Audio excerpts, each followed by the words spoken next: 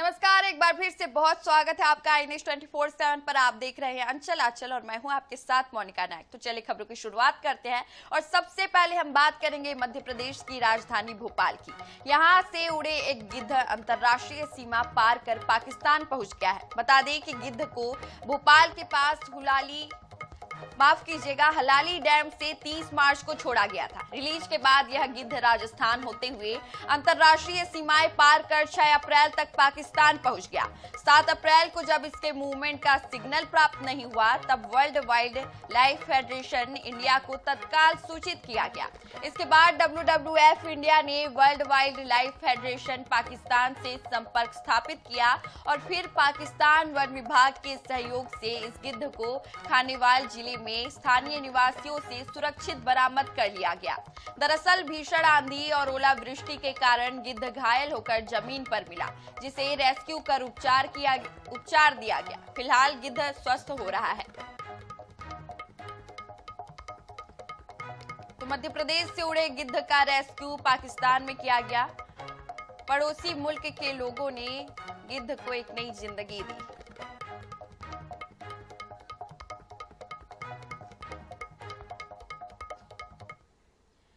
अब बात कर लेते हैं बागली की। यहाँ नगर परिषद कर्नावद में रविवार को उप मुख्यमंत्री जगदीश देवड़ा ने नवीन उप स्वास्थ्य केंद्र भवन का लोकार्पण किया।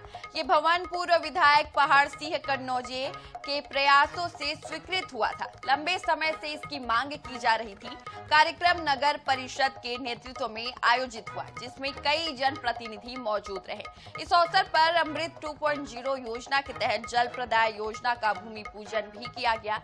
योजना शुरू होने से नगर में पेयजल समस्या के समाधान की उम्मीद जताई गई।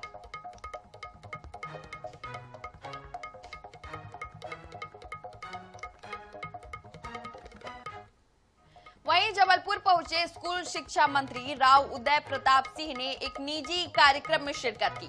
मंत्री उदय प्रताप राव ने शिक्षक पात्रता परीक्षा को लेकर हो रहे धरना प्रदर्शन को लेकर कहा कि सरकार खुद सुप्रीम कोर्ट में शिक्षकों के हक में जाने की तैयारी कर रही है और शिक्षक भी सुप्रीम कोर्ट में पुनर्विचार याचिका लगाए। बता दें कि पिछले कई दिनों से प्रदेश भर में टेट का विरोध हो रहा है।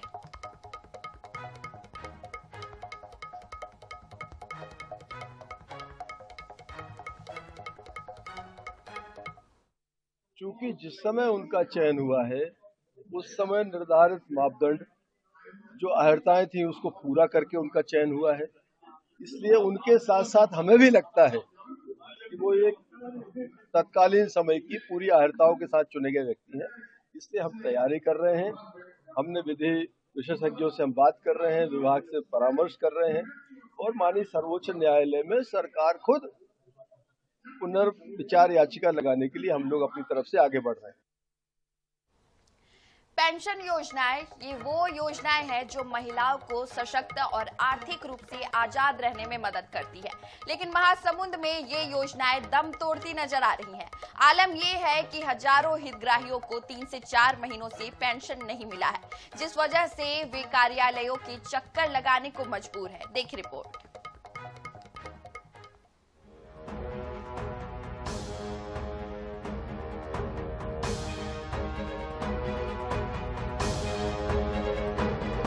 आपके टीवी स्क्रीन पर दिख रही ये महिलाएं पहले पेंशन योजनाओं की हितग्राही थीं, लेकिन अब मजबूरी की स्थिति है।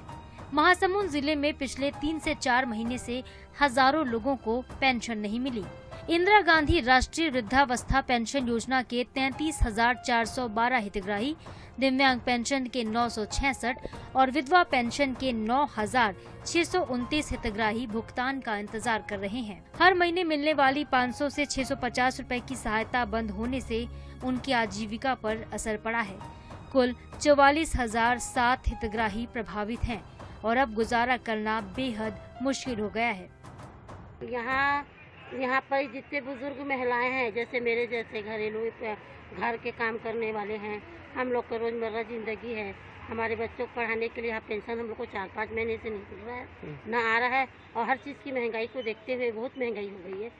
सामाजिक सहायता कार्यक्रम के तहत संचालित इन योजनाओं का नोडल समाज कल्याण विभाग है। जब इस मामले में अधिकारियों से बात की गई तो उन्होंने आश्वासन वाले लहजे में कहा, उम्मीद है कि अगले महीने तक हितग्राहियों के खाते में राशि आ जाएगी। समाज कल्याण विभाग द्वारा सामाजिक सहायता कार्यक्रम अंतर्गत 6 पेंशन योजना संचालित की जाती है। हमारे यहाँ से तो सारे प्रोसेस हो चुके हैं और निरंतर हम लोग रायपुर से कंसल्ट में हैं और वहाँ से बोल रहे हैं कि प्रतिदिन एक डाटा, क्योंकि यहाँ से एक योजना की बहुत सारी फाइलें जाती हैं, हितग्राहियों की संख्या ज़्यादा है, तो अब हमारे पास मुश्किल से 1 से 2% ही बचा है जिसका DSC हो चुका है और भुगतान का प्रोसेस चल ही रहा। आज भी हो सकता 100, 200, 1000 जाए, तो डाटा बहुत कम लंबित है और इस हफ्ते पूरी संभावना है कि हो जाए। वहीं कलेक्टर का कहना है कि पेंशन नहीं मिलने की शिकायत अब तक जनदर्शन में सामने नहीं आई है। हालांकि उन्होंने संबंधित विभाग से रिपोर्ट लेकर जल्द ही निराकरण करने की बात भी कही। इस प्रकार का कोई मामला, क्योंकि हमने जनदर्शन में लिया था कल, तो पेंशन ना मिलने का कोई मामला हमारे संज्ञान में अभी तक नहीं आया है। फिर भी मैं संबंधित डिपार्टमेंट से, समाज कल्याण से इसका पूरा डिटेल निकलवाता हूं और एक बार पता करना पड़ेगा कि किस कारण से पेंशन नहीं मिल पा रही है, तो उस कारण को जानने के बाद ही इसमें आगे की मैं कुछ बात कह पाऊंगा। गौरतलब है कि राज्य सरकार की मुख्यमंत्री पेंशन योजना, सुखद सहारा योजना और सामाजिक सुरक्षा पेंशन योजना के तहत जिले में 53,869 हितग्राहियों को पिछले 2 महीने का पेंशन नहीं मिला है। ऐसे में सवाल यह है कि जिन योजनाओं का मकसद जरूरतमंदों को सहारा देना था, वही योजनाएं अब समय पर राहत देने में नाकाम साबित हो रही हैं। Bureau report, INH news, Mahasamund. Durg जिले का औद्योगिक शहर भिलाई के सेक्टर 7 क्षेत्र में पीलिया तेजी से पैर पसार रहा है। 24 घंटे में 9 नए मरीजों की पुष्टि के बाद संक्रमितों का आंकड़ा 24 के पार पहुंच गया है, जिससे स्वास्थ्य विभाग और प्रशासन में हड़कंप मच गया है। लगातार मिल रहे मामलों को देखते हुए इलाके को अलर्ट जोन में रखा गया है। बता दें कि मामले को INH न्यूज ने प्रमुखता से उठाया था, जिसके बाद जनप्रतिनिधि और प्रशासनिक अधिकारी हरकत में आए। खबर के असर से क्षेत्र में निगरानी और स्वास्थ्य व्यवस्था को सख्त किया गया। स्थिति की गंभीरता को देखते हुए दुर्ग सांसद विजय बघेल ने प्रभावित क्षेत्रों का दौरा किया। उन्होंने BSP के अधिकारी और स्वास्थ्य अमले के साथ करीब 2 घंटे तक सेक्टर 7 के आवास क्षेत्र में हालात का जायजा लिया और पीड़ित परिवारों से मुलाकात कर उन्हें हर संभव मदद का आश्वासन दिया। इस दौरान सांसद बघेल ने सख्त लहजे में कहा कि मामले में लापरवाही बरतने वालों पर कार्रवाई होगी। स्वास्थ्य विभाग ने 104 घरों का सघन सर्वे कर संदिग्धों के ब्लड सैंपल लैब भेजे हैं। घर घर क्लोरीन की गोलियां बांटी जा रही है। लोगों का कहना है कि पीने के पानी के साथ दूषित पानी आ रहा है। पाइपलाइन 50 से 60 साल पुरानी है।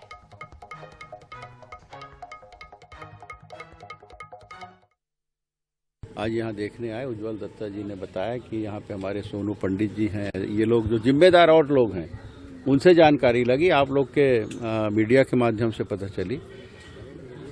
तुरंत BSP वालों को इसकी जानकारी दी गई और वो लोग ये जो पाइपलाइन है उसको चेंज करना शुरू किए हैं, एक तरफ से मार्केट से नाले तरफ से।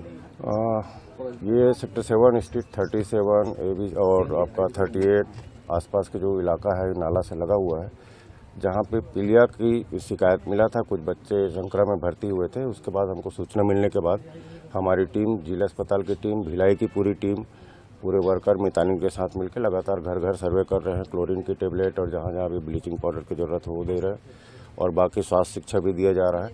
और साथ ही हमारे लैब टेक्नीशियन के माध्यम से यहाँ पे ब्लड सैंपल का भी कलेक्शन किया जा रहा है। 2 मिनट। और डेली वो करने के बाद उसकी रिपोर्ट के आधार पे उनको भर्ती करने की भी सलाह दी जा रही है। सेक्टर 7 में खड़े हैं। यहाँ पीलिया फैला हुआ। पीलिया फैलने के बाद यहाँ पर महापौर आ गए, विधायक आ गए, आज सांसद महोदय आए हैं ताकि लोगों को राहत मिल सके। राहत कितनी मिल रही है, पकड़ क्या हो रहा है, यहाँ पर स्थानीय लोग हैं। क्यों आंटी, क्या हुआ है यहाँ पर? मैं यहाँ पे निवास कर रही हूँ 1984 से। 37C में मेरा घर है। मेरा नाम सरस्वती वर्मा है। और ये पानी की जो समस्या है वो अभी की नहीं, पीलिया अभी ये बच्चों को हुआ है, इसलिए प्रशासन जागा है। बाकी ये 2009 से शुरू है। 2009 में भी हर घर में आपको पीलिया के पेशेंट मिलते। मेरे स्वयं के घर में 3 पीलिया के थे और 1 डायरिया पेशेंट था और मैं एक अकेली भाग दौड़ करने वाली, वहाँ भी दिया था मैंने। और सभी को बोले थे कि पाइपलाइन बहुत जर्जर हो गई है, केचुआ आता है, गंदगी आती है, गटर की बदबू आती है। तो उस समय भी ऐसा कोई वो नहीं किया ये लोग। उसके बाद 2018 में फिर रिपीट हुआ है और उसके बाद अभी पिछले साल डेंगू हुआ है। अभी पीलिया का ही प्रकोप है, यहाँ है, छोटे छोटे बच्चे प्रभावित हो रहे हैं। पानी इतना गंदा और बदबूदार है। मेरा नाम सरस्वती वर्मा है। ये अपनी जिम्मेदारियों से बच रहे हैं। 2018 में भी हम सभी ने डेंगू का प्रकोप देखा था। अब अभी वर्तमान स्थिति में हम सेक्टर 7 में एक बड़े एरिया में पीलिया के प्रकोप से सब पीड़ित हैं और ये कहीं ना कहीं एक ये अंदेशा है कि ये पूरे सेक्टरों में फैल सकता है, क्योंकि हर जगह क्या बोलते हैं पाइपलाइन जहाँ जहाँ पर है वहाँ पर नालों की सफाई नहीं है और पाइपलाइन का जो सीवरेज है कई सालों से पुराना है तो टूटा हुआ है, तो जो पानी पीने वाले हैं उससे मिला हुआ। इससे पहले भी गंदे पानी की समस्या भिलाई ने अभी कुछ दिनों पहले ही झेला है। लगातार यहाँ पर मॉनिटरिंग हो रही है। महापौर आ गए, विधायक आ गए, आज सांसद महोदय आए हैं, स्वयं शासन के लोग मॉनिटरिंग कर रहे हैं। हम भी चाहते हैं कि जल्द से जल्द ये लोग ये महामारी से बाहर निकले, लेकिन शासन प्रशासन और बीएसपी को देखने की आवश्यकता है कि जब पाइप जर्जर हो गया है, नालों से सटा हुआ है, तो उसकी व्यवस्था पहले क्यों नहीं की गई? क्या किसी गंभीर हादसे का या फिर किसी गंभीर भयावह स्थिति का इंतजार किया जा रहा था? भिलाई की सेक्टर 7 से प्रदीप के साथ आनंद ओझा। वहीं बालाघाट में दहेज के दानव ने एक और नवविवाहिता की जान ली। दरअसल 10 अप्रैल को नवविवाहिता प्रशांति की संदिग्ध परिस्थितियों में मौत हो गई थी। जिला अस्पताल से सूचना मिलते ही पुलिस की टीम मौके पर पहुंची और जांच शुरू की। प्रारंभिक जांच में नवविवाहिता की फांसी लगाकर मौत की बात सामने आई, लेकिन हालात संदिग्ध पाए गए। इसके बाद एफएसएल की टीम ने ससुराल पहुंचकर घटनास्थल का बारीकी से निरीक्षण किया। जांच में सामने आया कि शादी के बाद से ही प्रशांति को दहेज के लिए लगातार प्रताड़ित किया जा रहा था। वहीं मायके पक्ष ने आरोप लगाया कि कई बार पैसे देने के बावजूद 4 पहिया वाहन के लिए दबाव बनाया जा रहा था। इतना ही नहीं, नवविवाहिता की मौत के बाद एक वीडियो भी सामने आया है जो उसकी मौत से पहले का है और वीडियो में मृतका प्रताड़ना की बात कहते हुए सास ससुर पर प्रताड़ना के आरोप लगा रही है। अब ये वीडियो वायरल हो गया है। वहीं पुलिस ने 24 घंटे के अंदर ही सास ससुर और पति को गिरफ्तार कर लिया है और आगे की जांच में जुटी हुई है। करते थे दहेज के लिए, ये नहीं लाई, वो नहीं लाई, सब दिए और थे वो लाने के लिए, ऐसा लाई वैसा डेली मारता था, गला दबाता था उसका कई बार। कब शादी हुई थी तुम्हारी बहन की? 2-3 साल हो गए। 3 साल हो गए। अच्छा, छोटी सी बच्ची है। कितने साल की? 12 महीने की। 12 महीने। और मर्ग के नवविवाहिता मर्ग होने के कारण इसकी जांच पुलिस अधीक्षक रैंक के अधिकारी से कराने के निर्देश हैं, नियम है, तो मेरे द्वारा की गई। परिजनों के कथन लिए गए। प्रथम दृष्टया परिजनों के कथन और पोस्टमार्टम रिपोर्ट के आधार पर अपराध क्रमांक 120/26 थाना नवेगांव अंतर्गत पंजीबद्ध किया गया है और इसमें प्रथम दृष्टया जो कथनों और के आधार पर मृतिका के पति ललित राणा, मृतिका के ससुर सहसराम राणा व मृतिका की सास श्याम राणा पर अपराध पंजीबद्ध किया गया है। इनको गिरफ्तार कर माननीय न्यायालय में जेल भेजा गया।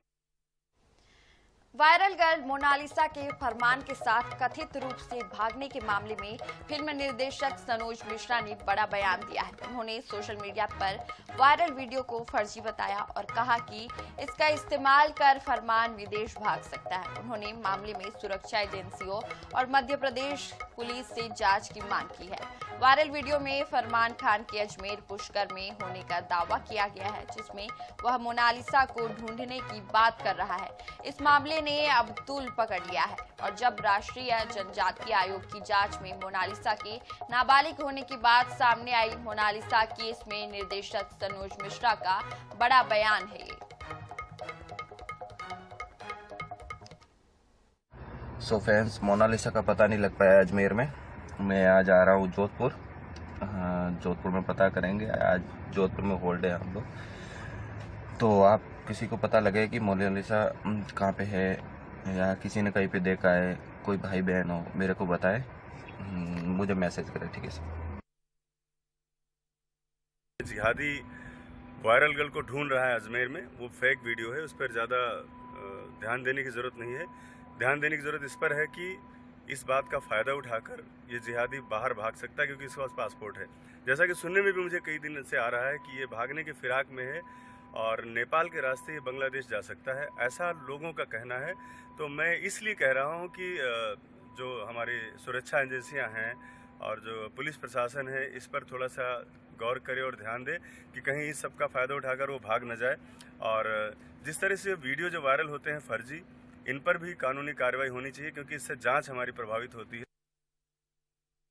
वहीं मुरैना के पोरसा से एक सनसनीखेज मामला सामने आया है, जहां एक नाबालिग बेटी पर अपने ही माता पिता को जहर देने का गंभीर आरोप लगा है। जानकारी के मुताबिक 29 मार्च की रात लड़की ने कथित तौर पर प्रेमी के साथ मिलकर खाने में जहर मिला दिया। खाना खाने के बाद माता पिता की हालत बिगड़ी और उन्हें पोरसा से मुरैना होते हुए ग्वालियर रेफर किया गया। इलाज के बाद दोनों की हालत अब स्थिर है। पीड़ित पिता गब्बर प्रजापति ने थाने में शिकायत की, लेकिन 4 दिन बाद भी एफआईआर दर्ज नहीं की गई। अब मामले में पुलिस की निष्क्रियता पर सवाल उठ रहे हैं, जबकि पीड़ित परिवार न्याय की गुहार लगा रहा है। उसने दोनों में जहर दे दिया हमारे को, और यहाँ पे जब हम हॉस्पिटल में गए थे पोरसा में, तो वहाँ से रेफर कर दिया मुझको मुरैना से पहुँचे मैं ग्वालियर दवाई कराई हमने, और दवाई कराने के बाद हम वापस लौट के आए तो हम थाने गए थे।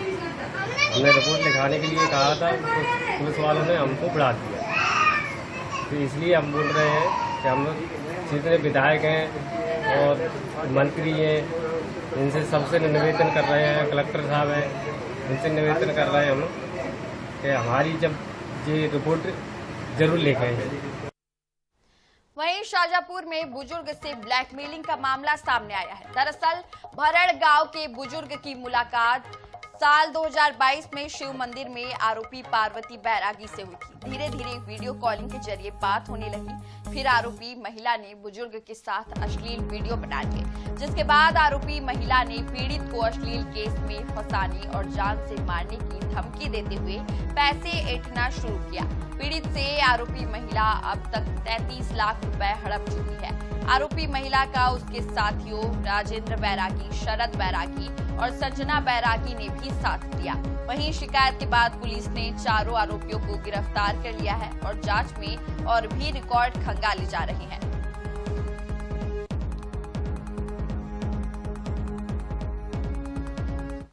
फरियादी पाटीदार समाज का है, गिरपुर बज्जा निवासी है। उसने आके रिपोर्ट की थी कि एक महिला से उसकी दोस्ती हुई थी। दोस्ती में बात करने लगे। बात करने के दौरान फिर उसने उसके विरुद्ध एफआईआर झूठी लिखाने की धमकी देकर उससे कुछ रुपए लिए हैं। कुल उसने फरियादी ने भी बताया कि उससे 33 लाख रुपए दे चुका है। फरियादी की रिपोर्ट पर हमने एफआईआर दर्ज कर ली है और आरोपियों को भी पकड़ लिया है। अभी पूछताछ कर रहे हैं। बलौदाबाजार जिले के कसडोल थाना पुलिस ने फरार कांग्रेस नेता और ढाबा संचालक भागवत थवाई को आखिरकार गिरफ्तार कर लिया है। लंबे समय से फरार आरोपी पुलिस की पकड़ से बाहर था, जिसे पकड़ने के लिए लगातार दबिश दी जा रही थी। गिरफ्तारी के बाद पुलिस ने कटगी गांव ले जाकर उसका जुलूस निकाला। बता दें कि आरोपी कांग्रेस नेता भागवत अपने ढाबे में अवैध शराब बेच रहा था, जिसकी शिकायत ग्रामीणों ने प्रशासन से की थी। शिकायत से नाराज आरोपी ने अपने साथियों के साथ मिलकर गांव वालों से मारपीट और गाली गलौज करते हुए दबंगई दिखाई थी। इस घटना के बाद क्षेत्र में तनाव का माहौल था। पुलिस ने आरोपी के पिता संतोष थवाई सहित 4 आरोपियों को पहले ही गिरफ्तार कर जेल भेज दिया है। वहीं मुख्य आरोपी भागवत थवाई फरार था।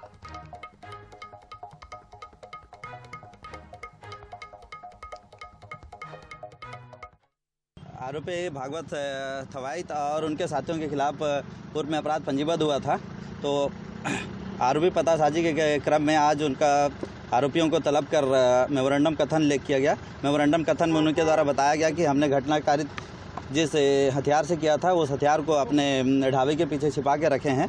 तो उनको लेकर घटना में प्रयुक्त हथियार की जब्ती करने हेतु उनको यहाँ लाया गया था। अब तक उस मामले में 7 आरोपियों की गिरफ्तारी हो चुकी है। एक आरोपी अभी फरार है।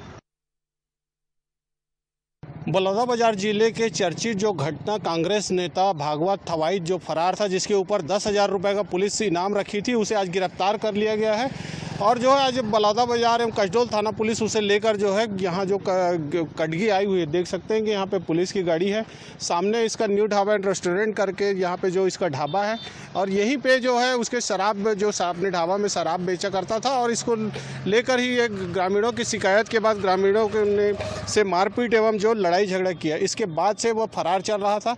और जिसे कसडोल पुलिस ने आज जो गिरफ्तार करके आज कटगी लाई है, और कुछ ही देर में यहाँ से फिर इसे कोर्ट में पेश किया जाएगा। INN News 24/7 से कुश अग्रवाल, बलौदाबाजार। बड़ी खबर है रायपुर से, जहां 15 अप्रैल को स्थायी कैबिनेट की अहम बैठक बस्तर के विकास को लेकर लिए जा सकते हैं बड़े फैसले। औद्योगिक विकास और निवेश बढ़ाने पर भी चर्चा संभव। बस्तर रोड मैप 2.0 के तहत रोजगार और सुविधाओं पर फोकस। खाद बीज की उपलब्धता पर भी होगी चर्चा। तो 15 अप्रैल को स्थायी कैबिनेट की अहम बैठक होगी। बस्तर रोड मैप 2.0 को लेकर मुख्य विषय होगा। इसे बस्तर के लिए विकास और रोजगार के लिए कई बड़े फैसले भी लिए जा सकते हैं। उसके साथ ही औद्योगिक विकास और निवेश बढ़ाने पर भी चर्चा संभव है। बस्तर रोड मैप 2.0 के तहत रोजगार और सुविधाओं पर मुख्य फोकस रहेगा।